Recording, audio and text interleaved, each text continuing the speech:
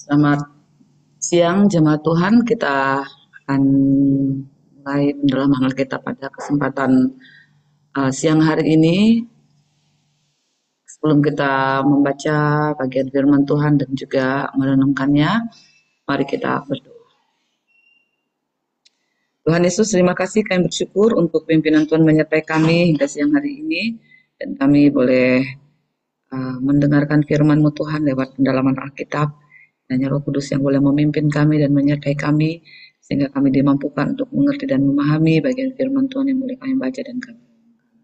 Berkati hamba-Mu dan berkati kami semua ya Tuhan. Di dalam nama Yesus kami berdoa dan mengucap syukur. Haleluya. Amin. Ya, Bapak Ibu yang terkasih, kita sampai di Mikha pasal yang ke-7 dan merupakan bagian terakhir dari kitab Mikha ya, yang kita sudah belajar beberapa waktu yang lalu dari ayat yang pertama sampai ayat yang ke-6, dan hari ini merupakan pasal yang terakhir di Mikha 7. Kita akan membacakan bagian firman Tuhan ini. Saya akan bacakan bagi kita semua. Bapak Ibu Saudara sekalian dapat mengikuti di dalam Alkitabnya masing-masing. Kemerosotan akhlak Israel. Celaka aku, sebab keadaanku seperti pada pengumpulan buah-buahan musim kemarau, seperti pada pemetikan susulan buah anggur. Tidak ada buah anggur untuk dimakan, atau buah ara yang kusukai. Orang saleh sudah hilang dari negeri, dan tiada lagi orang jujur di antara manusia. Mereka semuanya mengincar darah, yang seorang mencoba menangkap yang lain dengan jaring. Tangan mereka sudah cekatan berbuat jahat, pemuka menuntut, hakim dapat disuap, pembesar memberi putusan sekehendaknya, dan hukum mereka putar balikan. Orang yang terbaik di antara mereka adalah seperti tumbuhan duri, yang paling jujur di antara mereka seperti pagar duri. Hari bagi pengintai-pengintaimu, hari penghukumanmu telah datang. Sekarang akan mulai kegemparan di antara mereka. Janganlah percaya kepada teman, janganlah mengandalkan diri kepada kawan. Jagalah pintu mulutmu terhadap perempuan yang berbaring di pangkuanmu. Sebab anak laki-laki menghina ayahnya, anak perempuan bangkit melawan ibunya, menantu perempuan melawan ibu mertuanya. Musuh orang ialah orang-orang seisi rumahnya. Tetapi aku ini akan menunggu-nunggu Tuhan, akan mengharapkan Allah yang menyelamatkan aku. Allahku akan mendengarkan aku. Janganlah bersukacita atas aku, hai musuhku. Sekalipun aku jatuh, aku akan bangun pula. Sekalipun aku duduk dalam gelap, Tuhan akan menjadi terangku. Aku akan memikul kemarahan Tuhan, sebab aku telah berdosa kepadanya sampai ia memperjuangkan perkaraku dan memberi keadilan kepadaku, membawa aku ke dalam terang sehingga aku mengalami keadilannya.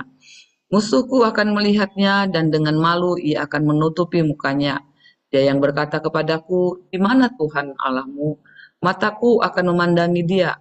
Sekarang ia menginjak-injak seperti lumpur di jalan. Akan datang suatu hari bahwa pagar tembokmu akan dibangun kembali, pada hari itulah perbatasanmu akan diperluas. Pada hari itu orang akan menghadap engkau dari Asyur sampai Mesir, dari Mesir sampai sungai Efrat, dari laut ke laut, dari gunung ke gunung. Tetapi bumi akan menjadi tandus oleh karena penduduknya, sebagai akibat perbuatan mereka. Gembalakanlah umatmu dengan tongkatmu, kambing domba milikmu sendiri yang terpencil mendiami rimba di tengah-tengah kebun buah-buahan. Biarlah mereka makan rumput di Basan dan di Gilead seperti zaman dahulu kala. Seperti pada waktu engkau keluar dari Mesir, perlihatkanlah kepada kami keajaiban-keajaiban. Biarlah bangsa-bangsa melihatnya dan merasa malu atas segala keperkasaan mereka. Biarlah mereka menutup mulutnya dengan tangan dan telinganya menjadi tuli. Biarlah mereka menjilat debu seperti ular, seperti binatang menjalar di bumi.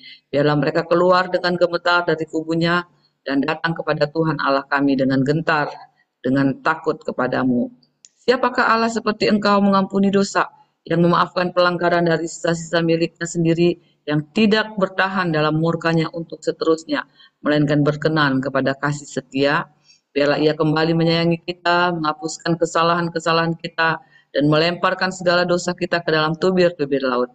Kiranya engkau menunjukkan setiamu kepada Yakub dan kasihmu kepada Abraham, seperti yang telah kau janjikan dengan bersumpah kepada nenek moyang kami, sejak purba kala.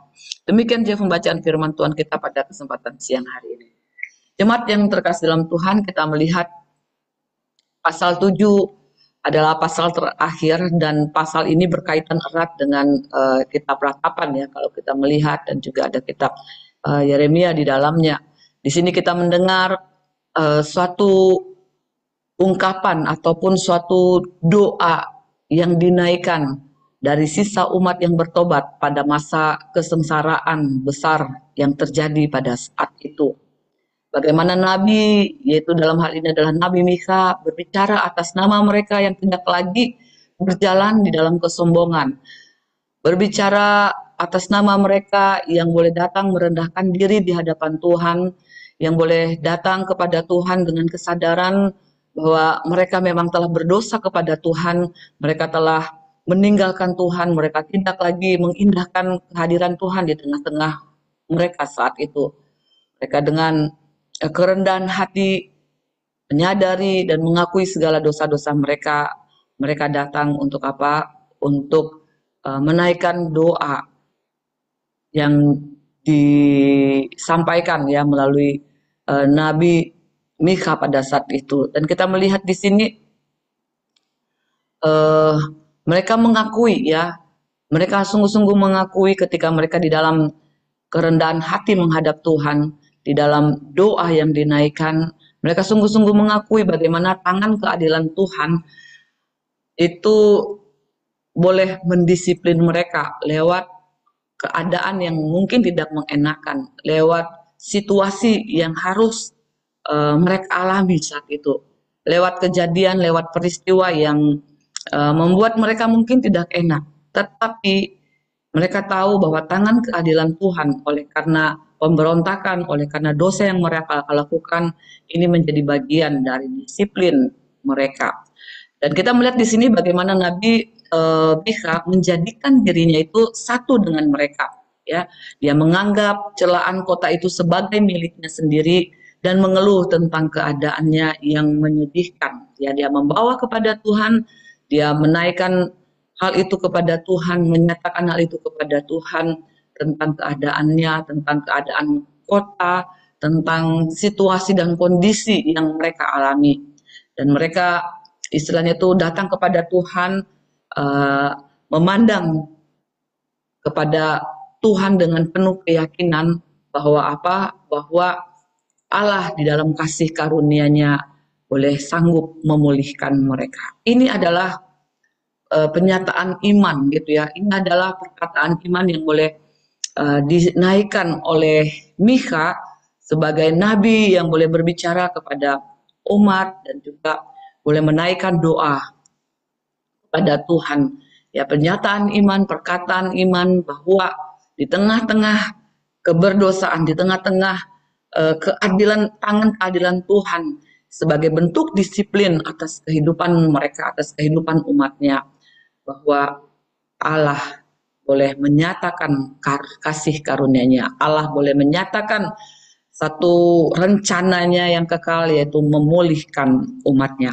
Nah, kita melihat di sini dari apa yang dilakukan oleh Nabi Mika, kita melihat ciri paling khas dari seorang nabi ya, itu muncul bahwa dia adalah seorang pendoa syafaat. Dia adalah seorang yang boleh sungguh-sungguh memberi perhatian ya kepada apa? Kepada umatnya. Dia bersyafaat, menaikkan doa itu kepada Tuhan di dalam keadaan yang mereka alami saat itu. Dia bukan orang yang kemudian menjadi nabi yang istilahnya itu di dalam keadaan umat, di dalam keadaan kota yang terjadi saat itu, dia tidak menjadi nabi yang kemudian mengutuki ataupun dia tidak menjadi seorang nabi yang kemudian acuh tak acuh, tetapi dia adalah seorang nabi ya, dia adalah seorang pendoa syafaat bagi umatnya. Seperti apa yang dikatakan oleh Nabi Yeremia ya. Tetapi dikatakan dalam Yeremia pasal 27 ayat yang ke-18 kan dikatakan, tetapi jika mereka benar-benar nabi dan jika firman Tuhan menyertai mereka, biarlah mereka sekarang memohon kepada semesta alam, kepada Tuhan semesta alam. Ini memberikan sebuah kontras yang terjadi pada saat itu, di mana ada nabi-nabi palsu yang juga ya istilahnya itu mengatasnamakan Tuhan di dalam apa yang mereka katakan, tetapi buah ataupun tindakan yang mereka lakukan tidak memperlihatkan bahwa mereka adalah benar-benar nabi sejati, ya, nabi yang Tuhan itu boleh menyatakan apa yang menjadi kehendaknya kepada mereka. Yeremia menyerukan ya sebuah kontras, sebuah perbedaan. Tetapi jika mereka benar-benar nabi, nabi yang dipakai oleh Tuhan, dan jika firman Tuhan itu menyertai mereka, sekarang tandanya adalah bagaimana mereka itu boleh datang kepada Tuhan bersyafaat, ya, bagi apa? Bagi keadaan umat, keadaan negeri, keadaan kota. Mereka memohonnya kepada Tuhan semesta alam. Dan Allah juga berfirman ya kepada Abimelekh, kalau kita melihat contoh yang lain tentang Abraham, ya, dia seorang nabi dan dia katakan dia akan berdoa untukmu dalam Kejadian pasal 20 ayat yang ke-7. Jadi kita melihat Nabi Mika saat ini memperlihatkan dirinya dia adalah seorang nabi, ya, dengan dia berdoa syafaat, dia menaikkan segala keluh kesah, menaikkan segala keadaan, segala bentuk yang dialami oleh umat Tuhan itu dinaikkan kepada Tuhan. Maka kita melihat di sini di dalam ayat yang pertama ketika dikatakan di sana, celaka aku sebab keadaanku seperti pada pengumpulan buah-buahan musim kemarau, seperti pada pemetikan susulan buah anggur, tidak ada buah anggur untuk dimakan atau buah ara yang kusukai. Jadi kita bisa melihat bagaimana tidak ada lagi yang bisa dimakan. Ya, di sini Mika adalah dia adalah seorang nabi yang boleh menyuarakan suara dari orang-orang yang takut akan Tuhan, di mana dia boleh menggambarkan kehancuran yang terjadi di Israel pada saat itu, ya. Dan dia membandingkan bangsa itu dengan buah-buahan dan kebun anggur setelah semuanya dipetik, ya. Nah, di sini kita bisa melihat bagaimana dia mencari apakah masih ada yang bisa dimakan. Namun ketika dia mencari, apa yang terjadi? Dikatakan tampaknya tidak ada, ya, yang bisa dimakan. Kita melihat tampaknya tidak ada, ya, sebuah gambaran dalam hal ini bahwa ketika dicari bahwa tidak ada orang yang baik yang tersisa di antara bangsa itu yang dapat dipandang oleh Tuhan. Kalau kita melihat dalam Yesaya pasal yang ke-17 dan juga ayat yang ke-6, di sana dinyatakan bahwa nggak ada, ya, orang yang kemudian didapati dalam keadaan setia, di dalam keadaan berkenan kepada Tuhan. Karena faktanya bahwa tidak ada sehelai buah anggur pun yang bisa dimakan. Ini berarti apa, Bapak Ibu? Bahwa tidak ada sekelompok orang yang mau dengan sungguh-sungguh menghormati Tuhan, yang mau dengan sungguh-sungguh, ya, percaya, yang mau dengan sungguh-sungguh setia kepada Tuhan. Ketika orang-orang yang setia ditemukan, mereka bukanlah satu kelompok yang besar, tetapi mungkin hanya ditemukan segelintir ataupun secara personal, individu-individu, gitu, ya. Mika di sini mencari-cari di antara orang-orang untuk menemukan sesuatu yang sesuai dengan gelar umat Tuhan, ya. Status mereka sebagai umat Tuhan tentunya yang diharapkan adalah bagaimana mereka boleh merepresentasikan keberadaan Allah, ya, di dalam kehidupan mereka. Mereka yang penuh kasih, mereka yang juga di dalam hidup itu adalah menyatakan apa yang menjadi kehendak Allah. Tetapi dikatakan bahwa tidak didapati orang-orang yang seperti itu, yang sesuai dengan gelarnya sebagai umat Tuhan. Justru kalau kita melihat, ya, yang terjadi nanti itu adalah suatu hal yang kontras, suatu hal yang berbeda dari status mereka sebagai seorang, dari status mereka sebagai umat Allah. Karena apa? Karena tindakan-tindakan mereka yang tidak memuliakan. Ketika Mika berkata bahwa jiwanya rindu mencari buah kebaikan bagi Allah, dia mengungkapkan kerinduan hati Allah, ya. Bagaimana Allah pun rindu menemukan, Allah rindu melihat, ya, umatnya melihat milik kepunyaannya hidup di dalam statusnya sebagai umat pilihan Allah. Namun kalau kita melihat yang ditemukan itu sungguh berbeda. Karena apa? Bukanlah saling mengasihi, bukan orang yang boleh saling mensupport, bukan orang yang boleh saling membangun, bukanlah orang demi seorang yang boleh saling peduli, tetapi kita bisa melihat. Apa yang ditemukan justru adalah keinginan untuk apa? Untuk menumpahkan darah sesamanya, ya. Adanya kelaliman, adanya kebejatan, adanya manipulatif, adanya berbagai macam bentuk tindakan-tindakan yang apa? Yang menyatakan kebencian, yang menyatakan satu tindakan berbuat jahat dengan apa? Dengan kedua tangannya kepada sesamanya. Nah ini Bapak Ibu Sang terkasih dalam Tuhan, keadaan dan kondisi yang pada saat itu. Kita melihat lagi dalam hal ini, ya kalau kita melihat di dalam ayat yang pertama ini kita melihat bagaimana kita juga sebagai anak-anak Tuhan kita melihat di dalam kehidupan setiap kita, ya tentunya kita sebagai umat pilihan Allah, kita sebagai orang-orang yang boleh dibenarkan. Tetapi terkadang Bapak Ibu dalam kehidupan kita, ya kita masih menemukan bahwa kita ini mengaku bahwa kita adalah uh, milik kepunyaan Tuhan, tetapi kita masih mendendam gitu ya. Kita mengatakan bahwa kita ini adalah orang yang diselamatkan, tetapi kita masih menyimpan kesalahan orang lain dalam kehidupan kita. Kita masih ingin membalas segala perbuatan jahat orang lain kepada kita gitu ya. Yang seperti firman Tuhan minggu kemarin boleh dinyatakan kepada kita. Ya, bagaimana kita boleh menjadi orang-orang yang boleh mengenal kasih Allah.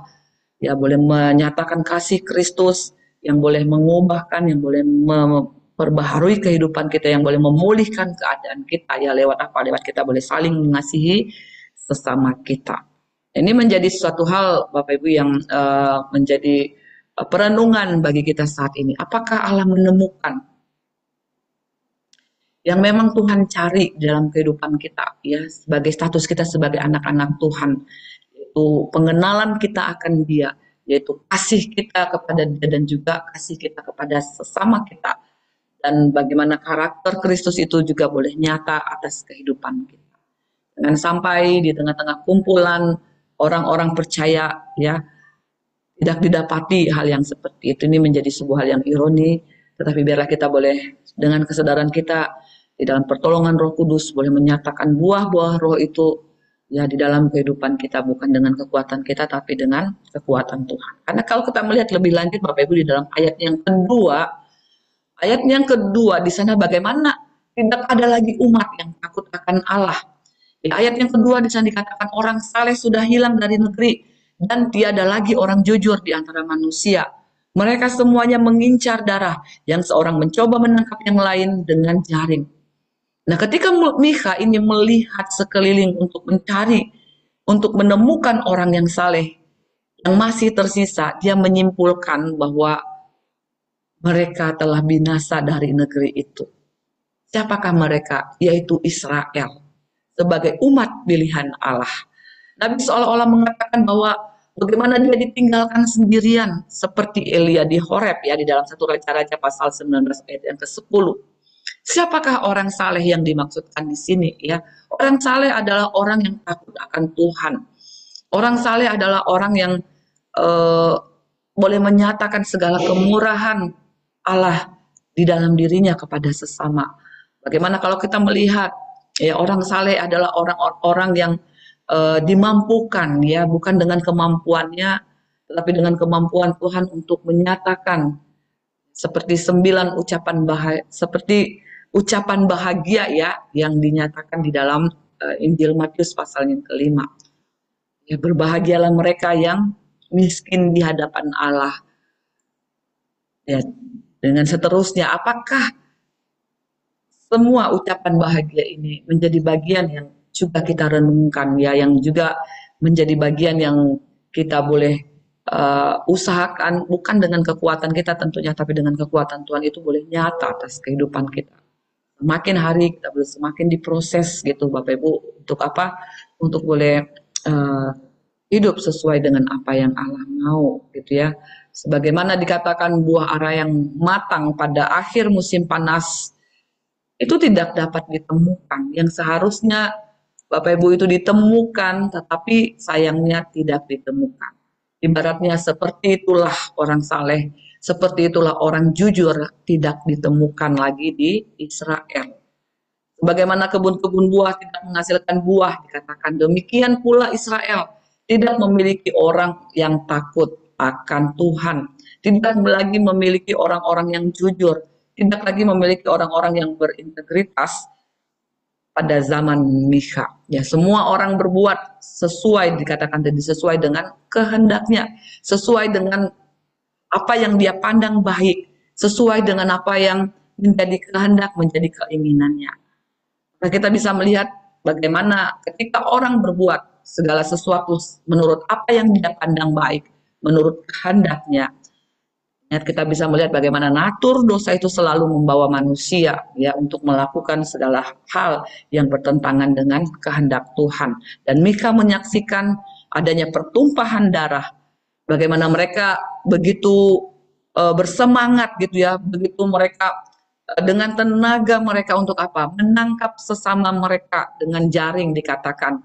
Ketika ditangkap kemudian dibunuh. Nah, Bapak Ibu yang terkasih dalam Tuhan, kita melihat di sini lebih lagi ya di dalam kehidupan setiap kita sebagai umat Tuhan juga.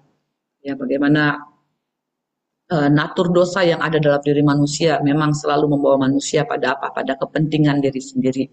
Tidak mau tahu apa yang terjadi dengan sesamanya. Yang penting untung bagiku, yang penting baik bagiku, yang penting ini adalah sesuatu hal yang itu menguntungkan bagiku. Maka segala hal, cara apapun kita lakukan untuk apa? Membenarkan diri kita untuk kepada sesuatu yang boleh menguntungkan diri kita. Maka kita melihat Bapak Ibu lebih lanjut di dalam ayat yang ketiga dan ayat yang keempat disana dikatakan tali tiga untai ketidakadilan. Coba kita melihat ayat yang ketiga dan ayat yang keempat di sana dikatakan ya, tangan mereka sudah cekatan berbuat jahat, pemuka menuntut, hakim dapat disuap, pembesar memberi putusan sekehendaknya dan hukum mereka putar balikan. Ya, itu dalam ayat yang ketiga. Dan kita melihat di dalam ayat yang keempat juga di sana dikatakan ya, orang-orang terbaik di antara mereka adalah seperti tumbuhan duri, yang paling jujur di antara mereka seperti pagar duri. Hari bagi pengintai-pengintaimu, hari penghukumanmu telah datang. Sekarang akan mulai kegemparan di antara mereka. Perhatikan Bapak Ibu, alih-alih mencari orang untuk melayani Tuhan dengan tangannya, alih-alih mencari orang yang sungguh-sungguh memiliki hati untuk apa? Untuk melayani Tuhan. Tetapi yang terjadi, Mika melihat justru tangan-tangan orang yang penuh semangat di dalam melakukan kejahatan. Perhatikan Bapak Ibu dalam ayat yang ketiga tadi yang dikatakan, tangan mereka sudah cekatan. Kalau dikatakan tangan mereka sudah cekatan, ini adalah menjadi sebuah habit ya, menjadi sebuah hal yang sudah terus-menerus mereka lakukan sehingga mereka sudah menjadi mahir, sehingga mereka itu sudah menjadi terbiasa dengan hal-hal yang mereka lakukan adalah hal-hal yang tidak sesuai dengan kehendak Tuhan. Ya, tangan mereka begitu terampil gitu ya untuk melakukan tindakan ketidakadilan. Mereka melakukan kejahatan itu mereka anggap sebagai sesuatu hal yang wajar, dianggap wajar di mana mereka tidak bisa berbuat apa-apa selain melakukan kejahatan gitu ya. Intinya dikatakan tadi bagaimana pemuka menuntut, ya hakim dapat disuap, pembesar memberi putusan kehendaknya. Ini adalah satu dikatakan dari ya apa yang dikatakan tali tiga untai ketidakadilan, yaitu dikatakan bagaimana pemuka menuntut, hakim dapat disuap, pembesar memberi putusan sekehendaknya. Mika menggambarkan cara kerja mereka. Bagaimana pemuka itu menuntut hukuman atas orang yang tidak bersalah. Hakim kemudian dapat disuap. Hakim dapat dibeli dengan apa? Dengan uang yang mereka punya. Dan dikatakan tentunya mereka akan dikatakan memberikan keputusan, memberikan satu putusan menjatuhkan hukuman sekehendak hatinya. Jadinya hukum itu tidak bisa lagi dijadikan sebagai satu istilahnya itu untuk melindungi, ya, tetapi justru hukum yang terjadi pada saat itu adalah satu hukum yang dapat diperjualbelikan gitu ya, dapat diputarbalikan kebenarannya. Nah, maka dikatakan siapapun yang hebat, siapapun yang kuat ya, baik secara ekonomi, baik secara status sosial, baik secara pengaruh, mereka yang memiliki keuangan yang melimpah, mereka yang terhormat, dan mereka yang memiliki pengaruh, kehendak mereka lah yang menang. Keinginan mereka lah yang terjadi. Meskipun mungkin dengan terang-terangan mereka itu adalah orang yang bersalah gitu ya, mereka adalah orang yang eh, melakukan tindakan kejahatan, tetapi pengaruh ekonomi, pengaruh sosial ya, status sosial, pengaruh juga di dalam kedudukan ini membuat mereka ya, apa yang menjadi kehendak mereka di dalam peradilan itu menjadi menang. Ya, ia mendapatkan apa yang ia inginkan dengan menggunakan uang dan pengaruhnya. Pemuka dan hakim dikatakan apa? Melakukan apa yang ia inginkan.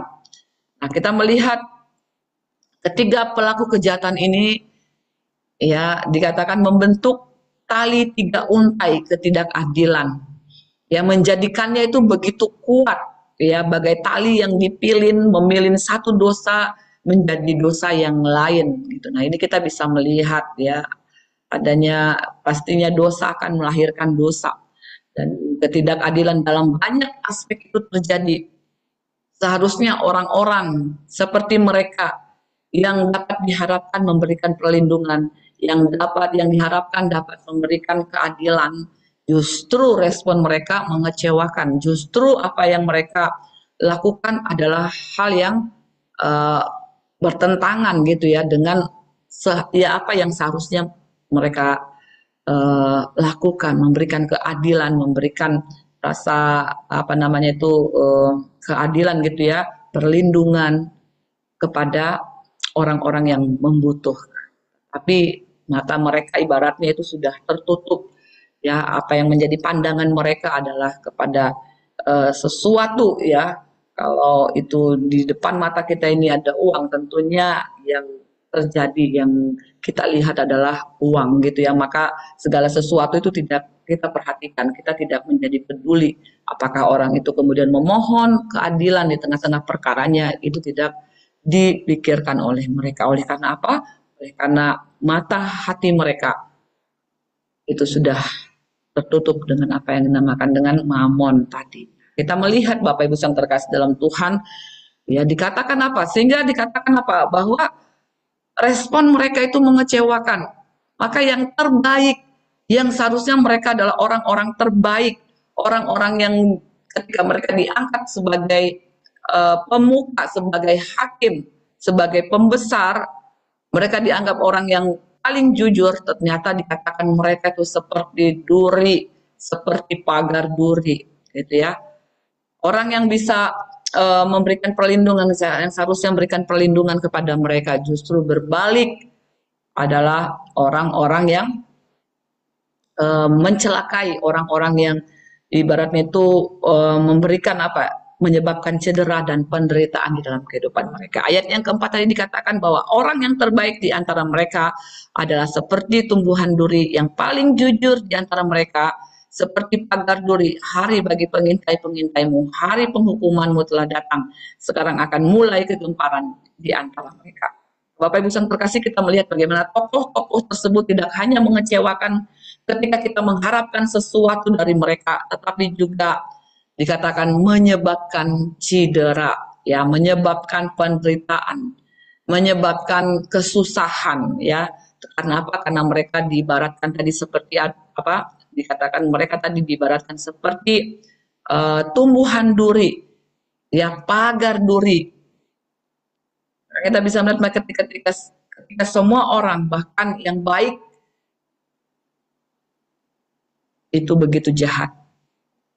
dan bagaimana ketidakadilan mencapai puncak. Bagaimana hukum itu bisa diputar balikan. Hukum itu yang seharusnya menjadi hal yang harusnya ditegakkan, itu tidak lagi terjadi di sana. Ketika saatnya tiba, dikatakan nanti mereka inilah yang harus dihakimi. Karena apa? Karena mereka tidak akan tahu apa yang harus dilakukan karena mereka tidak mendengarkan peringatan para penjaga, yaitu para nabi Allah. Nabi Allah yang dalam hal ini di zaman Mikha, ya, dia boleh memperingatkan, dia boleh memberikan firman Tuhan, dia boleh menyatakan yang seharusnya dilakukan oleh para pembesar, para hakim, para pemuka saat itu. Tetapi peringatan yang disampaikan oleh Mikha itu tidak mereka indahkan. Ya, peringatan yang disampaikan, firman Tuhan yang disampaikan oleh Mikha kepada mereka itu tidak mereka perhatikan. Mereka hidup ya dengan bergelimangan dosa, ya mereka hidup dengan kebejatan, mereka hidup dengan penumpahan darah, mereka hidup dengan ketidakadilan. Dan inilah Bapak Ibu yang terkasih dalam Tuhan. Maka lebih lanjut kita melihat di dalam kehidupan kita juga pada masa sekarang ini tidak jauh beda ya, sama gitu ya. Keadilan yang seharusnya ini menjadi bagian yang perlu ditegakkan, dan hari-hari ini kita melihat yang benar bisa menjadi salah gitu kan, yang salah bisa dibenarkan. Dia kuat di dalam hal materi, di dalam hal status sosial, di dalam hal pengaruhnya gitu ya.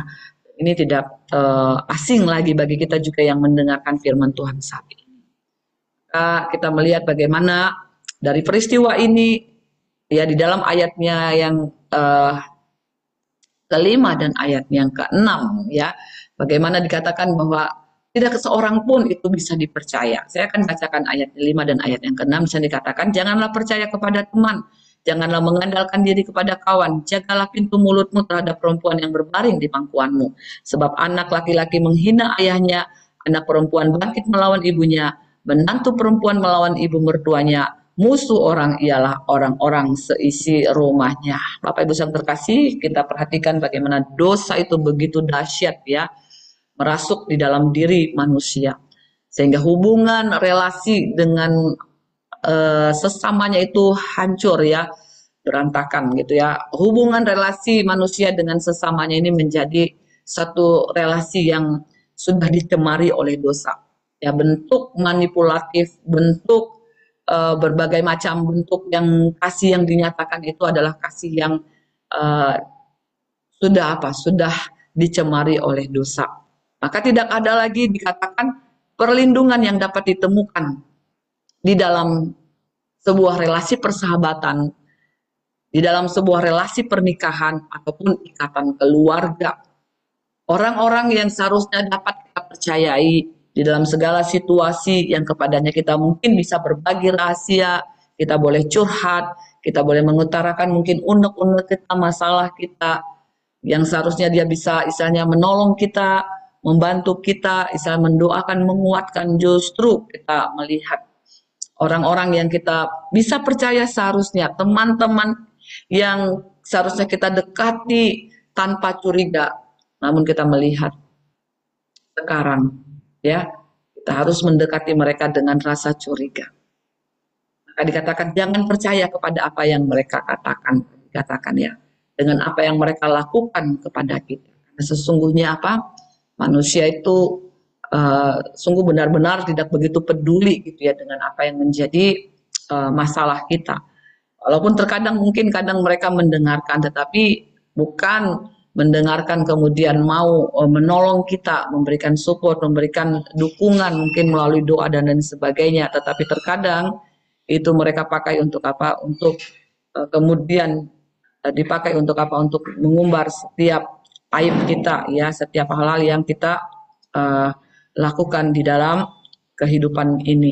Maka Bapak Ibu yang terkasih dalam Tuhan, sehingga kita menaruh curiga gitu ya kepada orang-orang. Jangan-jangan ya ketika kita curhat, ketika kita menceritakan sesuatu kepada teman kita, kepada sahabat kita, jangan-jangan mereka akan membocorkan, dan ini menjadi berita yang viral gitu ya, yang disebar luaskan.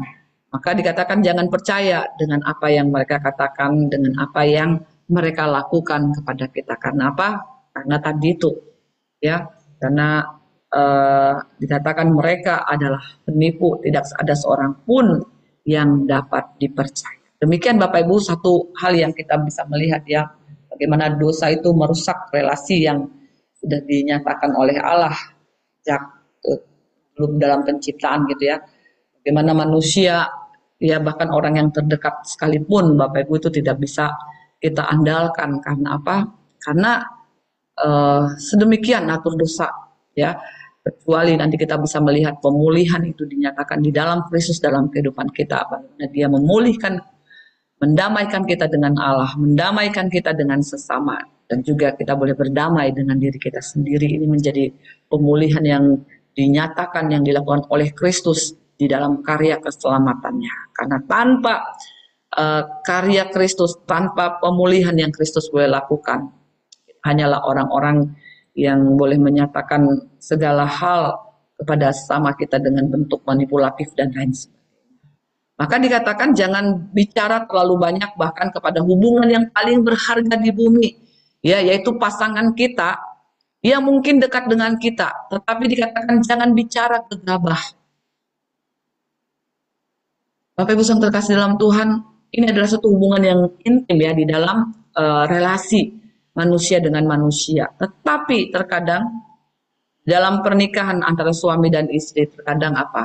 Terkadang ketika mungkin si istrinya tidak sungguh-sungguh mengerti dan memahami akan hal ini, ya mungkin menceritakan gitu ya aib suaminya kepada orang lain gitu kan, menceritakan apa yang terjadi dalam keluarganya, bagaimana suaminya itu memperlakukan dia ataupun lain sebagainya Bapak Ibu, sehingga ada banyak orang yang tahu. Dan kadang juga dikatakan justru apa namanya itu pasangan kita yang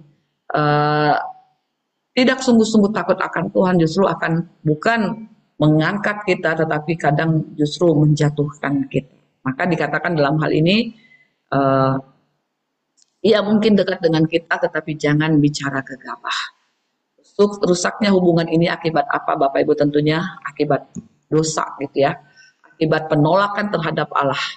Dan Tuhan Yesus mengutip ayat ini juga untuk menunjukkan konsekuensi kedatangannya ke bumi ya. Bagaimana kita melihat juga di dalam ayat yang ke-6 gitu ya, perintah hormatilah ayahmu dan ibumu, dalam Keluaran 20 diinjak-injak oleh karena apa? Oleh karena dikatakan anak-anak laki-laki dan anak-anak perempuan mereka menghina ayahnya, bangkit melawan ibunya, bahkan menantu perempuan melawan ibu mertuanya, dan dikatakan musuh orang ialah orang-orang seisi rumahnya. Nah Bapak Ibu, kita melihat bahkan tidak heran jika menantu perempuan dikatakan menentang ibu mertuanya dan bersikap memberontak. Sungguh menyedihkan ya. Jika pengkhianat, jika musuh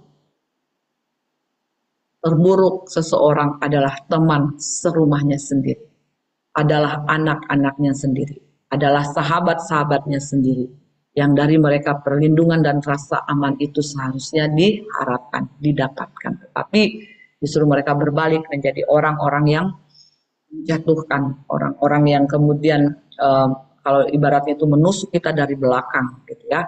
Dan ini menjadi sesuatu hal yang nyata di dunia kita sekarang ini Bapak Ibu ya.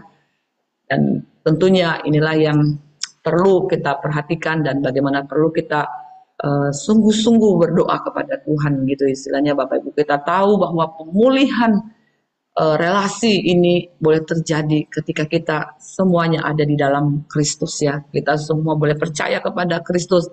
Relasi kita ini boleh dipulihkan, relasi kita ini boleh didamaikan.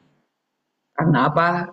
Karena dengannya kita bisa melihat, kita boleh menerima satu dengan yang lainnya tanpa rasa curiga. Ya, nah kita bisa melihat di dalam hal ini, ya di dalam hal ini pun tentunya Bapak Ibu keadaan ini tidak berlalu begitu lama ya. Karena apa?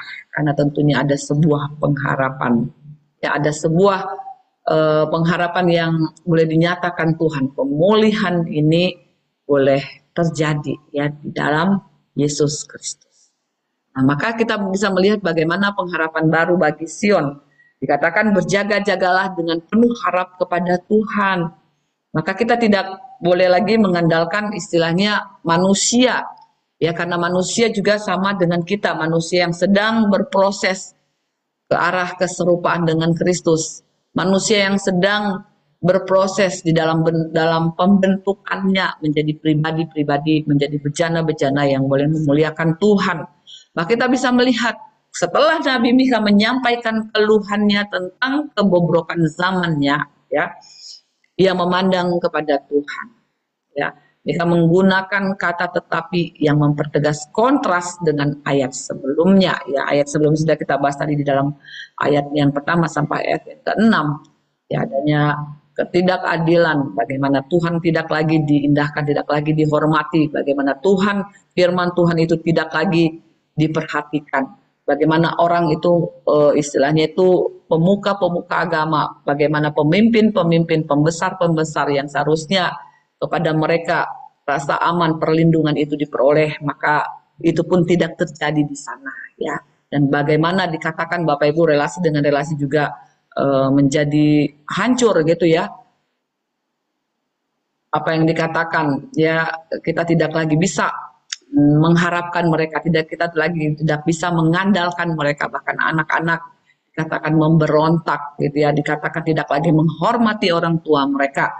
Mereka tidak lagi hidup sebagai seorang anak yang boleh berbakti kepada orang tuanya. Demikian juga orang tua ya, pada zaman itu dalam kebobrokan itu orang tua tidak lagi mengambil peran dirinya sebagai orang tua. Orang tua boleh menyakiti anaknya dan lain sebagainya. Itulah yang terjadi Bapak Ibu, kebobrokan yang dikeluhkan oleh Mika di zamannya. Namun Mika tidak hanya menyatakan segala keluhannya. Dia tidak hanya menyatakan ya, tidak lagi didapati orang yang takut akan Tuhan, tidak lagi didapati orang yang jujur di tengah-tengah umatnya, sehingga dia menjadi putus asa yang berkepanjangan. Tapi Mika, dia menengadahkan wajahnya, dia menghadap kepada Tuhan. Dia menggunakan kata-kata yang boleh mempertegas kontras ya yang terjadi di ayat 1 sampai ayat yang ke-6, dan di ayat yang ke-7 kita melihat apa yang dilakukan oleh Mika. Ayat yang ke-7 mengatakan, tetapi aku ini menunggu-nunggu Tuhan, akan mengharapkan Allah yang menyelamatkan aku. Allahku akan mendengarkan aku. Nah, setelah Mika mengamati segala sesuatu di sekitarnya, sebagaimana dijelaskan dalam ayat sebelumnya, Bapak Ibu, bagaimana roh Allah sekarang ini bekerja di dalam dirinya. Ya, untuk apa? Untuk memandang kepada Tuhan sebagai Allah keselamatannya. Maka di dalam diri setiap kita orang yang percaya, yang boleh mengaku bahwa Yesus adalah Tuhan dan Juru Selamat kita, tentunya Roh Kudus itu dicurahkan bagi kita. Roh Kudus itu boleh ada dalam kehidupan kita, yang boleh mengarahkan, yang boleh memimpin kita kemudian untuk apa? Untuk boleh memandang kepada Tuhan. Ya, untuk selalu boleh mengarahkan perhatian kita di dalam terang firman Tuhan yang boleh menolong kita untuk apa? Mengerti apa yang menjadi kehendak Tuhan. Sungguh dikatakan Bapak Ibu, Allah sangat berbeda di dalam bertindak dibandingkan teman-teman, dibandingkan saudara-saudara yang hanya memikirkan diri sendiri dan hidup untuk dirinya sendiri pada zaman itu, ya. Dan bagaimana Mika dikatakan menanti, dia menunggu dengan penuh harap. Ya, kalau kita lihat dalam ayat yang keempat tadi, orang yang takut akan Tuhan tentunya akan melihat setiap bayangan sebagai penjaga, mendengar setiap suara sebagai bukti bahwa Tuhan itu sedang bekerja, ya, sehingga dia tidak tenggelam di dalam keputusasaan yang berkepanjangan. Masih ada Tuhan, masih ada harapan. Situasinya memang buruk, tidak berarti tanpa harapan. Ketika mereka menyadari Bapak Ibu bahwa Allah adalah keselamatanku, yaitu Allah yang daripadanya keselamatan penuh itu berasal, Mika katakan Bapak Ibu tidak menyelesaikannya sendiri. Ya, dia tidak mengandalkan kekuatannya, tidak mengandalkan pikirannya, tidak mengandalkan hikmatnya, tetapi dikatakan bagaimana Mika boleh terus menantikan Allah. Dia percaya bahwa Allah akan bertindak pada waktunya. Dia percaya bahwa Allah bekerja di dalam caranya. di dalam kehendaknya. Dia boleh berserah kepada Tuhan bahwa Tuhan yang dia percayai adalah Tuhan yang berdaulat atas segala sesuatu. Dan itulah yang boleh menghadirkan Bapak Ibu ketenangan, menghadirkan kedamaian di hati si Mikha, ya, yang mengungkapkan keyakinannya bahwa Allah mendengar seru doanya. Nah, keadaan yang terjadi dapat membawa Mikha tentunya Bapak Ibu ketika dia tidak memandang kepada Tuhan, tentunya dapat membawa Mikha di dalam keputusasaan, dia jatuh di dalam berbagai macam bentuk kekecewaan. Tetapi Mikha sebagai wakil dari umat Tuhan yang tersisa, dia boleh belajar mengarahkan pandangannya dan dikatakan dia menantikan saat keselamatan dari Allah itu dinyatakan. Ketika segala sesuatu di sekitar kita tidak setia dan tidak seorang pun dapat dipercaya lagi, Bapak Ibu, satu hal kebenaran yang dinyatakan kepada kita, bahwa ada satu pribadi yang selalu setia, selalu dapat dipercaya, selalu ada untuk kita. Dia adalah Tuhan kita. Setiap orang yang percaya kepada Tuhan dikatakan tidak akan malu, bahwa Allahku akan mendengarkan, Dia akan menyelamatkan. Dan inilah Bapak Ibu satu keadaan yang dialami oleh si Mikha. Kalau kita melihat di dalam ayat yang ke-8 dan ayat yang ke-9, dia melihat dari kegelapan, dari kebobrokan, dari berbagai macam bentuk dosa dan pelanggaran yang dilakukan oleh umat Tuhan. Ya, sekarang dia melihat ada harapan. Bagaimana mereka sedang menuju kepada terang kemuliaan Tuhan. Kita melihat ayat yang ke-8 dan ayat yang ke-9 di sana dikatakan, "Janganlah bersuka cita atas aku, hai musuhku. Sekalipun aku jatuh, aku akan bangun pula. Sekalipun aku duduk dalam gelap, Tuhan akan menjadi terangku. Aku akan memikul kemarahan Tuhan, sebab aku telah berdosa kepadanya sampai ia memperjuangkan perkaraku dan memberi keadilan kepadaku, membawa aku ke dalam terang sehingga aku mengalami keadilannya." Mikha melihat umatnya dalam pembuangan dan menghadapi masalah dengan musuh yang bersuka cita. Dan musuh mereka saat itu adalah Babel, ya, kalau ada misalnya dalam pasal 4 ayat yang ke-10. Namun jawabannya adalah bahwa umatnya pasti akan dipulihkan. Janji pemulihan yang dinyatakan Allah kepada Mikha dan disampaikan kepada umat Tuhan itu menjadi harapan bahwa tidak selamanya Tuhan meninggalkan mereka. Ya, walaupun mereka belum keluar dari kegelapan, tetapi mereka yakin bahwa di dalam kegelapan pun, di dalam masa-masa suram pun, Tuhan adalah terang baginya.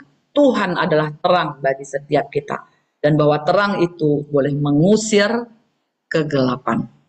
Janji Tuhan seperti fajar, ya, seperti terang yang akan digenapi. Setiap janji Allah adalah terang di dalam kegelapan.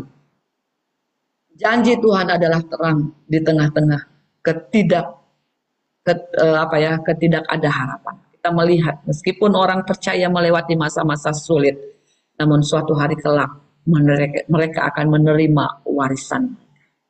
Dan ini menjadi sebuah berita sukacita, good news-nya bagi kita bagaimana kasih setia Tuhan tidak pernah berubah dulu, sekarang, sampai selama-lamanya. Meskipun saat ini Bapak Ibu kita melihat ada banyak kesukaran yang kita alami dalam kehidupan kita di dunia ini. Tapi kita bisa melihat, ya, Tuhan menuntun kita bahwa tidak selamanya. Karena apa? Perjalanan hidup kita adalah satu perjalanan dalam satu tujuan menuju Yerusalem yang baru, ya. Kita boleh melihat bagaimana kita boleh menerima warisan sebagai anak Allah di dalam Yesus Kristus.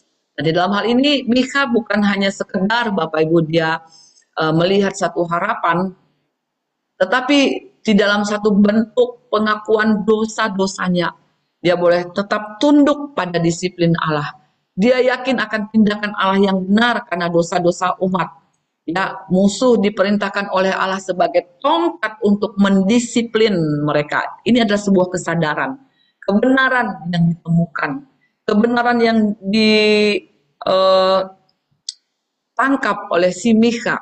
Ya, mungkin banyak orang Israel, banyak umat pilihan Bapak Ibu yang merasa ini adalah Tuhan tidak lagi sayang kepada kita. Tuhan ingin menghancurkan kita, Tuhan ingin membinasakan kita.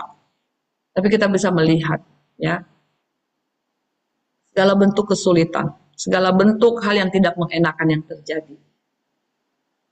Ya, ini adalah sebagai tongkat untuk mendisiplin mereka. Jika tahu tujuan itu dan dia percaya kepada Tuhan, segala sesuatu terjadi di dalam kedaulatan Allah. Jika Tuhan mengizinkan mereka ada di tengah-tengah situasi yang sulit, jika Tuhan mengizinkan mereka ada di tengah-tengah kesesakan, mereka tahu Bapak Ibu bahwa itu terjadi atas izin Tuhan.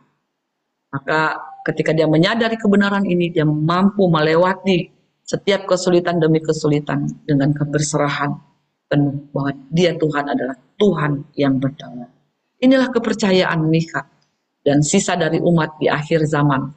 Di penghujung masa kesengsaraan besar, percaya bahwa Allah akan memulihkan umatnya. Percaya pada pertolongan Tuhan, Bapak Ibu, berawal dari kesadaran bahwa penderitaan dan kesengsaraan adalah hukuman yang pantas atas dosa. Namun, secara bersamaan kita juga percaya bahwa Tuhan adalah terang keselamatan yang memulihkan. Karena apa? Karena dalam ayat yang ke-10 kita melihat bagaimana musuh-musuh itu diadili. Ayat yang ke-10 saya akan bacakan. Musuhku akan melihatnya dan dengan malu ia akan menutupi mukanya. Dia yang berkata kepadaku, di mana Tuhan Allahmu? Mataku akan memandangi dia. Sekarang ia diinjak-injak seperti lumpur di jalan. Bapak Ibu sang kekasih dalam Tuhan, musuh-musuh ini mengesampingkan ya hak Israel. Dan mereka bertindak lebih jauh dari apa yang Allah inginkan. Karena itu dikatakan mereka akan dihakimi. Umat Allah akan memandang rendah musuh-musuh. Ini terjadi bukan karena mereka mampu untuk menaklukkan musuh, tetapi Tuhanlah yang akan mengadili, Tuhanlah yang akan menghukum musuh-musuh umatnya. Mereka melihat kekuatan musuh dikalahkan oleh Allah, oleh tangan kuat Allah yang perkasa. Dan dikatakan bagaimana Allah menang, ya, bagaimana umat Tuhan menang atas musuh itu bukan karena kekuatan mereka, tetapi dengan kekuatan tangan Allah. Kita bisa melihat bagaimana musuh akan diinjak-injak. Mereka yang menghina, di mana Allahmu, gitu ya. Mereka yang mempertanyakan, di mana Tuhan yang kamu sembah? Mengapa tidak membebaskan kamu? Mengapa dia membiarkan kamu? Mengapa dia mengizinkan kamu? Ibaratnya Bapak Ibu, musuh mengolok-olok gitu ya. Musuh itu memberikan satu bentuk penghinaan sehingga mereka mengatakan, di manakah Allah? Ketika Allah menyatakan keadilannya, Allah menghakimi, menghukum musuh-musuhnya, maka musuh-musuh ini dikatakan akan diinjak-injak dan kemenangan menjadi bagian milik kepunyaan Allah. Dan disinilah kita bisa melihat ketika musuh itu sudah dihakimi Bapak Ibu, kita melihat pemulihan Israel itu dinyatakan. Ayat 11 sampai ayat yang ke-13, saya akan bacakan demikian firman Tuhan. Akan datang suatu hari bahwa pagar tembokmu akan dibangun kembali. Pada hari itulah perbatasanmu akan diperluas. Pada hari itu orang akan menghadap engkau dari Asyur sampai Mesir, dari Mesir sampai sungai Efrat, dari laut ke laut, dari gunung ke gunung. Tetapi bumi akan menjadi tandus oleh karena penduduknya sebagai akibat perbuatan mereka. Nah, Bapak Ibu, di sini Mika berbicara dengan iman, ya. Dia memperkatakan perkataan iman tentang pemulihan Israel. Selama masa itu tembok-tembok Sion itu akan dibangun kembali. Tuhan akan membangun tembok-tembok itu yang berarti Tuhan akan memberikan keamanan di seluruh negeri. Pemulihan yang Tuhan kerjakan Bapak Ibu, ya, yang boleh Tuhan nyatakan kepada mereka bagaimana keputusan untuk melakukannya akan tersebar, dikatakan seluruh bumi. Itulah sebabnya dikatakan bangsa-bangsa akan datang ke Israel dari segala penjuru, seperti juga apa yang dikatakan oleh Yesaya pasal 19 ayat 18 sampai ayat yang ke-25. Meskipun sebelum itu terjadi, bagaimana penghakiman itu dilaksanakan. Hakiman adalah buah dari perbuatan mereka, buah dari perbuatan manusia. Akibat dari dosa-dosanya adalah bumi akan menjadi tandus. Tetapi kita melihat ya bagaimana pemulihan Tuhan itu dinyatakan. Ya, apa yang dahulu itu tembok-tembok yang dihancurkan, keadaan bumi yang menjadi tandus boleh menjadi ya Allah pulihkan sedemikian rupa. Ketika manusia berpikir bahwa mereka dapat mengendalikan ciptaan, ya mereka dapat mengatur keadaan alam semesta ini, yang terjadi justru kehancuran dan kemerosotan. Sanalah Allah boleh menyatakan kuasanya, boleh menyatakan eh, kehebatannya Bapak Ibu, bahwa manusia tidak mampu, tetapi Tuhan itu mampu. Maka kita bisa melihat di sini ya lebih lanjut bagaimana Mika ya dia berdoa minta sebuah tindakan. Dia doa untuk apa? Bagaimana Allah boleh mengembalakan umatnya ya. Tidak lagi Bapak Ibu mereka dipimpin oleh pikiran mereka yang berdosa, tidak lagi mereka dipimpin oleh pikiran mereka yang mereka pandang baik, karena sejatinya manusia telah tercemar oleh dosa ya. Segala keinginan hatinya adalah satu keinginan yang hanya berbuahkan kejahatan ya. Maka saat ini Mika memohon kepada Tuhan, Tuhan gembalakanlah umatmu dengan tongkatmu gitu ya. Di dalam ayat yang ke-14 saya akan bacakan di sana.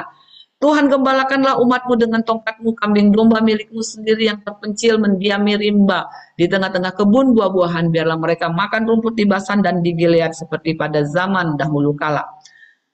Kita bisa melihat Bapak Ibu yang terkasih, janji keselamatan itu mendorong Nabi Mika untuk berdoa. Dia tidak hanya berpangku tangan, dia tidak hanya kemudian berdiam diri, tetapi dia berdoa. Dia tahu bahwa janji keselamatan itu akan Tuhan nyatakan, tetapi dia memohon kepada Tuhan. Apa yang menjadi permohonan Mika adalah bagaimana Tuhan boleh menjadi gembala yang boleh mengembalakan umatnya dengan tongkat kerajaannya ya, dalam Mazmur pasal yang ke-23 ayat yang ke-4b. Ya, Tuhan disapa di sini Bapak Ibu sebagai gembala ya. Dalam pasal 5 ayat yang ketiga juga dinyatakan bagaimana seorang gembala itu adalah seorang yang boleh memimpin. Seorang gembala adalah seorang yang boleh memelihara. Seorang gembala adalah seorang yang boleh memerintah, yang bertanggung jawab atas keadaan domba-dombanya. Dan Tuhan Yesus melakukan hal ini dengan sempurna ketika dia mengatakan, akulah gembala yang baik. Dan gembala yang baik boleh menyerahkan nyawanya kepada domba-dombanya ya. Untuk apa Bapak Ibu? Untuk apa? Supaya domba-domba ini dipimpin, dipelihara, dan dijaga sedemikian rupa. Kita bisa melihat kenyataan mereka selanjutnya tentang hidup menyendiri di hutan juga termasuk di dalam hal ini ya. Dengan ini Bapak Ibu kita bisa melihat satu fakta bahwa sisa-sisa bangsa itu masih terusir ya. Mereka juga tersembunyi di hutan dari musuh. Dan berkat itu juga mencakup dikatakan ya meskipun saat ini mereka masih tersembunyi, mereka masih dikatakan apa berada di tempat yang dikatakan yang tidak mereka inginkan, tapi kita bisa melihat bagaimana ya tanah yang baik dan luas akan diberikan kepada mereka. Meskipun mereka istilahnya melihat tanah itu dari tempat persembunyian di sekitar mereka. Basan dan Gilead dikatakan terletak di daerah seberang Sungai Yordan dan juga merupakan daerah yang kaya akan padang rumput ya. Sanalah Tuhan akan membimbing mereka. Ya, kerinduan mereka adalah seperti zaman Daud, khususnya di zaman Salomo ketika itu adalah puncak kejayaan dari kerajaan Israel pada saat itu. Nah, kita melihat ya apa yang terjadi di sini bahwa ada jawaban doa ya ketika si Mika boleh menaikkan doa kepada Tuhan, menaikkan permohonan kepada Tuhan, ada jawaban doa ya seperti yang dikatakan dalam ayat yang ke-15, seperti pada waktu engkau keluar dari Mesir, perlihatkanlah kepada kami keajaiban-keajaiban. Jawaban Tuhan Bapak Ibu itu melampaui pertanyaan. Ya kembali merujuk pada mukjizat-mukjizatnya saat keluar dari Mesir. Seperti pada waktu engkau keluar dari Mesir, perlihatkanlah kepada kami keajaiban-keajaiban. Ya, mereka mengharapkan keluar dari Babel juga disertai dengan tanda keajaiban. Dan Tuhan berjanji Dia akan melakukannya. Nah, Bapak Ibu yang terkasih dalam Tuhan, dari bagian ini kita bisa melihat ya dampaknya bagi bangsa-bangsa ketika Tuhan boleh menyatakan suatu hal yang baik, suatu hal yang bahkan yang terbaik bagi umat pilihannya, membimbing mereka keluar ya dari padang gurun kepada padang rumput yang hijau ya.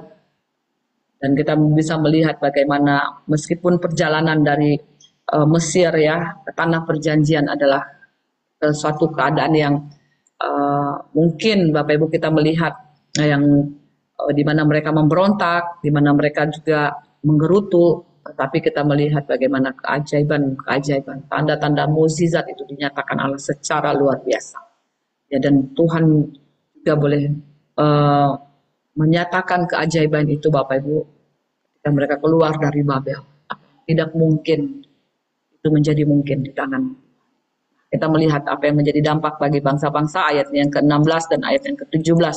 Dikatakan, biarlah bangsa-bangsa melihatnya dan merasa malu atas segala perkasaan mereka. Biarlah mereka menutup mulutnya dengan tangan dan telinganya menjadi tuli. Biarlah mereka menjilat debu seperti ular, seperti binatang menjalar di bumi. Biarlah mereka keluar dengan gemetar dari kubunya dan datang kepada Tuhan Allah kami dengan gentar, dengan takut kepadamu. Nah, Bapak Ibu yang terkasih dalam Tuhan, kita melihat dampak dari mukjizat yang dinyatakan adalah bagaimana bangsa-bangsa akan melihat keajaiban kasih karunia Tuhan itu dinyatakan kepada umatnya dan mereka menjadi malu. Ya, mereka yang tadinya merasa menjadi bangsa yang kuat, ya mereka yang tadinya yang adalah musuh-musuh umat Allah, mereka mengatakan bahwa mereka adalah negara ataupun bangsa yang tidak dapat dikalahkan dan sekarang menjadi malu karena apa? Karena tangan Tuhan sendiri yang boleh menolong, yang boleh melawan musuh-musuh umatnya. Jika Allah membela umatnya melalui kita melihat nantinya puncaknya yaitu pada kedatangan Mesias, maka dikatakan tidak ada kekuatan apapun di dunia ini yang tersisa di antara bangsa-bangsa. Maka dikatakan menaruh tangan di mulut ini merupakan satu tanda kecemasan gitu ya. Satu tanda keheningan karena mereka apa? Karena mereka begitu heran-heran, mereka begitu takjub atas apa yang mereka lihat gitu Bapak Ibu, atas apa yang Allah nyatakan kepada umatnya. Maka dikatakan ketulian mereka berarti bahwa banyak hal yang menakjubkan, bahwa banyak hal yang mereka dengar tapi mereka tidak memahami. Maka benar apa yang Tuhan Yesus pernah katakan, mereka punya telinga tetapi tidak mendengar, mereka tidak memahami. Karena apa? Karena kita bisa melihat bagaimana Tuhan boleh menyatakan apa yang menjadi kehendaknya kepada umatnya. Sikap mereka terhadap Tuhan akan berubah drastis. Mereka tidak lagi menentangnya seperti apa yang mereka katakan tadi, di manakah Allahmu gitu kan. Dengan pernyataan-pernyataan yang mereka lontarkan dengan berani, tetapi sekarang dikatakan mereka seperti ular dan binatang menjalar lainnya, melata lainnya di bumi, mereka akan dipermalukan dan menjilat debu seperti ayat yang ke-17 tadi yang sudah kita baca. Seperti ular-ular yang keluar dari liangnya dikatakan, bangsa-bangsa akan melakukannya dengan gemetar di hadapan Mesias. Semua pada saat itu pemberontakan akan lenyap. Dan yang ada adalah kegentaran terhadap Tuhan kita, Tuhan Allah pemenang, yang adalah Allah umat. Maka dikatakan Bapak Ibu ketika menyaksikan hal ini, disaksikan oleh Mikha secara khusus oleh oleh umat pilihan, oleh bangsa-bangsa. Sekarang Mikha mengatakan, siapakah Allah seperti engkau? Dalam ayat yang ke-18 dan ayat yang ke-19. Sebuah ketakjuban, sebuah rasa kagum, sebuah rasa hormat yang boleh dinyatakan. Siapakah Allah seperti engkau? Ayat yang ke-18 saya akan bacakan. Siapakah Allah seperti engkau mengampuni dosa dan yang memaafkan pelanggaran dari sisa-sisa miliknya sendiri, yang tidak bertahan dalam murkanya untuk seterusnya, melainkan berkenan kepada kasih setia. Biarlah ia kembali menyayangi kita, menghapuskan kesalahan-kesalahan kita dan melemparkan segala dosa kita ke dalam tubir-tubir laut. Ya, pembebasan mulia akan datang. Dan ini boleh membangkitkan puji-pujian akan siapa Allah itu. Dalam pertanyaan siapakah Allah seperti engkau? Seperti arti nama Mikha, siapakah yang seperti Yahweh, itu kan? Hal ini juga mengingatkan kita pada pujian Musa saat pembebasan umat dari Mesir. Ya, pembebasan yang akan datang juga mengungkapkan kekaguman yang dinyatakan oleh umat Allah. Kekaguman ini akan menjadi lebih besar. Kekaguman ini menjadi semakin besar ketika kita melihat bahwa Allah tidak hanya membebaskan umatnya dari kuasa dosa, tetapi dikatakan apa? Siapakah yang seperti Allah kita yang mengampuni dosa-dosa kita? Perhatikan Bapak Ibu, pada saat pembebasan dari Mesir, Allah menyatakan dirinya sebagai Allah yang jauh lebih tinggi daripada segala Allah. Dengan mukjizat-mukjizat yang dinyatakan di tengah-tengah Israel dan juga disaksikan oleh Mesir, oleh bangsa-bangsa sekitar ya. Maka di dalam penerimaan kembali umat yang karena dosa-dosa mereka, di sini Allah menyatakan dirinya sebagai Allah yang tiada tertandingi di dalam belas kasihan, di dalam kasih karunia-Nya. Kehendaknya Bapak Ibu, dorongan kasihnya yang boleh menyatakan bagaimana dia mengampuni dosa kita. Dan itu tidak dapat dipisahkan dari naturnya, dari sifatnya, dari karakternya. Dia sebagai Allah pengampun, dia sebagai Allah yang maha kasih kepada umat-umatnya. Dia yang dikatakan tidak selamanya ya, dia menyimpan murkanya di dalam kepada umatnya. Tetapi kita bisa melihat dalam anaknya Yesus Kristus yang menjadi jalan pendamaian bagi umat kepunyaannya. Ya, murkanya itu dialihkan Bapak Ibu. Murka yang seharusnya ditimpakan kepada kita melalui karya Kristus. Dia menerima murka Allah itu dan menanggungnya di atas Kalvari. Dan kita bisa melihat sedangkan bagi orang yang menolak dia tentunya murka Allah itu tetap ada bagi mereka yang menolak dia, bagi mereka yang menentang dia dan tidak percaya kepada dia. Jadi kita melihat bagaimana Mikha boleh sungguh-sungguh mengaku dan menyatakan bahwa kasih karunia Allah di dalam belas kasihnya atas umatnya itu sungguh-sungguh dinyatakan. Menyadari bahwa Allah dikatakan akan membebaskan, akan memulihkan, dan dia akan menginjak-injak musuhnya. Bagaimana dosa tidak lagi berkuasa atas manusia milik kepunyaannya melalui karya Kristus di atas kayu salib. Dan bagaimana kuasa kebangkitannya, ya, di mana dosa tidak lagi berkuasa atas kita. Ya, Roma pasal 6 ayat yang ke-14. Di mana Allah boleh memindahkan dosa-dosa, dikatakan ke suatu tempat di mana dosa-dosa itu tidak lagi pernah muncul, dikatakan ke dalam tubir-tubir laut. Ketika Allah mengampuni dosa, maka dosa-dosa itu tidak lagi ditemukan. Kita bisa melihat dalam hal ini, inilah karya Tuhan Yesus Kristus ya. Dia yang menanggungnya di dalam tubuhnya di atas kayu salib. Dia menerima, dia menanggung murka Allah atas dosa-dosa kita. 1 Petrus 2 ayat yang ke-24. Nah, Bapak Ibu yang terkasih dalam Tuhan, ayat yang terakhir ini apa yang menjadi perkataan iman yang dinyatakan oleh Mikha. Bagaimana Allah itu boleh menepati janjinya.